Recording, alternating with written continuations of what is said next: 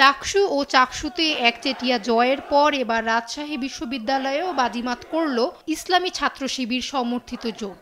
রাকসু নির্বাচনে তারা অর্জন করেছে ভূমিধ্বস বিজয়। ভিপি, এজিএস সহ ২৩ পদের মধ্যে ২০টিতেই জয় করেছে এই প্যানেলের প্রার্থীরা। পরপর ৩ ক্যাম্পাসে শিবিরের এই জয় যেন ইঙ্গিত দিচ্ছে ক্যাম্পাস রাজনীতিতে তাদের নতুন উত্থানের।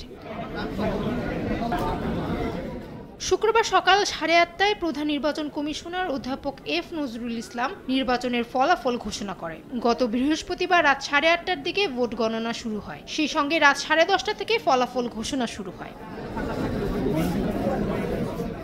নির্বাচনে ভিপি পদে সর্বোচ্চ ১২,৬৮৭ ভোট পেয়ে বিজয়ী হয়েছেন সম্মিলিত শিক্ষার্থী জোটের প্রার্থী মোস্তাকুর রহমান জাহিদ। তার নিকটতম প্রতিদ্বন্দ্বী ছাত্রদল সমর্থিত ঐক্যবদ্ধ নতুন প্রজন্ম প্যানেলের শেখ নুরুদ্দিন আবির পেয়েছেন ৩,৩৯৭ ভোট। জিএস পদে জয় পেয়েছেন আধিপত্য বিরোধী ঐক্য প্যানেলের প্রার্থী সালাউদ্দিন আম্মার। তিনি পেয়েছেন ১১,৫৩৭ ভোট, যেখানে একই পদে শিবির সমর্থিত প্রার্থী ফজলে রাব্বি মোহাম্মদ ফাহিম রেজা পেয়েছেন ৫,৭২৯ ভোট। এজিএস পদে জয় পেয়েছেন শিবির সমর্থিত সালমান সাব্বির, পেয়েছেন ৬,৯৭১ ভোট। তার নিকটতম প্রতিদ্বন্দ্বী ছাত্রদল সমর্থিত জাহিন বিশ্বাস এশা পেয়েছেন ৫,৯৪১ ভোট।